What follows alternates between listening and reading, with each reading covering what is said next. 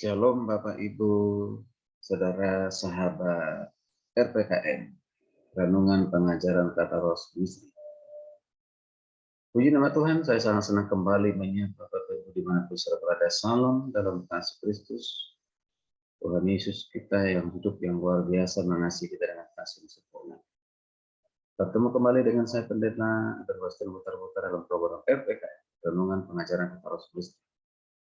Dalam kesempatan yang berbahagia yang penuh dengan sukacita ini, kita kembali mendengar kisah inspirasi, yaitu dengan topik ada 200 orang percaya Yesus setelah baca Alkitab. Wow, luar biasa. Ada 200 orang lebih percaya Yesus setelah baca Alkitab.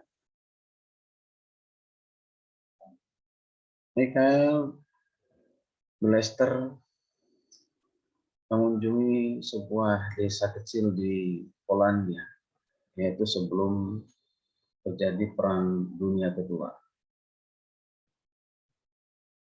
Ia memberikan Alkitab pada seorang warga yang bertobat setelah membaca Alkitab.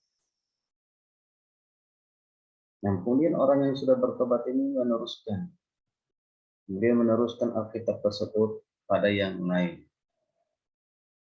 Satu demi satu warga pun bertobat setelah membaca Alkitab. Dan akhirnya ada 200 orang menjadi orang percaya ya, di Polandia.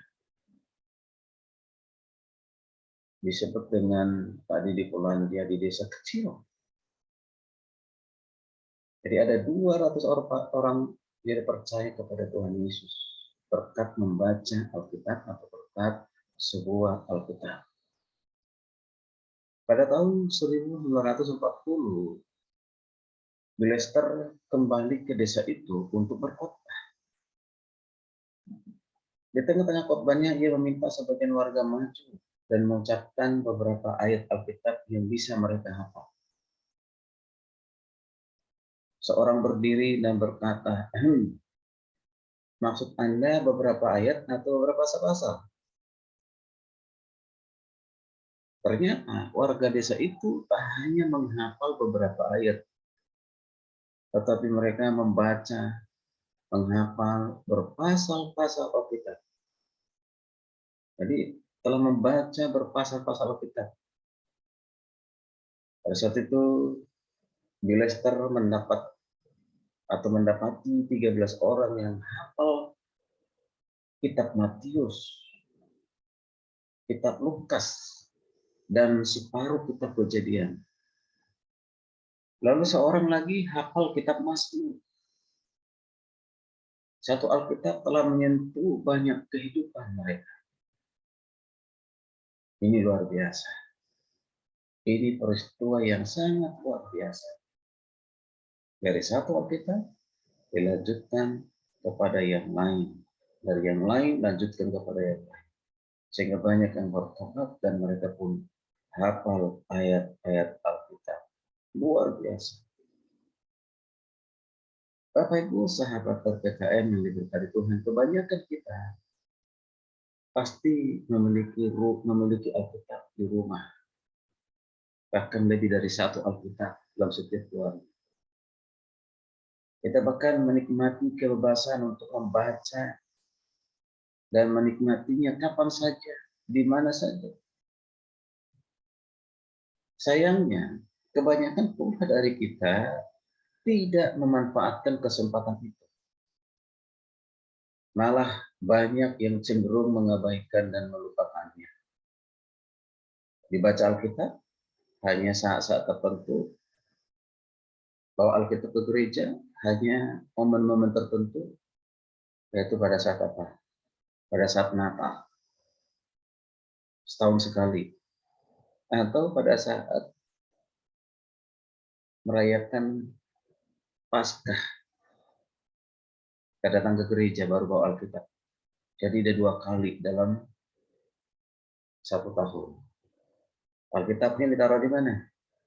Disimpan di rumah dengan rapi. nanti suatu saat baru butuh. Artinya tidak pernah dibaca setiap hari. Bapak Ibu dikasih Tuhan, mari kembali kepada ajaran yang saya yang mengatakan Bapak Ibu. Demikian di dalam Yesaya 55 ayat 11. Demikianlah firman-Ku yang keluar dari mulutku. Ia tidak akan kembali kepadaku dengan sia-sia, tetapi ia akan melaksanakan apa yang Kukehendaki dan akan berhasil dalam apa yang Kusuruhkan kepadanya. Puji Tuhan. Haleluya. Carilah Tuhan lewat apa? Lewat firman-Nya. Sekali lagi, carilah Tuhan lewat firman-Nya. Dan izinkan firman itu menjalankan kehendak Tuhan, mengubah kehidupan saudara, membentuk hidup kita. Karena itu bacalah Alkitab setiap hari. Baca, renungkan, baca, renungkan. Roh Kudus pasti menolong saudara untuk mengerti, memahami. Mengapa? Karena memiliki kerinduan yang sungguh-sungguh untuk membaca Alkitab. Akan terjadi terus Tuhan dengan satu Alkitab yang telah memenangkan ratusan orang. Bukankah banyak Alkitab di rumah seharusnya berkarya lebih banyak lagi melalui kita? Apa itu? Budayakan membaca Alkitab setiap hari. Sekali lagi, budayakanlah membaca Alkitab setiap hari. Dan kalau kita punya Alkitab, lebih bagi kepada mereka yang belum memiliki Alkitab. Supaya lebih banyak lagi orang mendengarkan firman Tuhan dan bertobat. Bukan hanya 200, tapi ribuan bahkan jutaan orang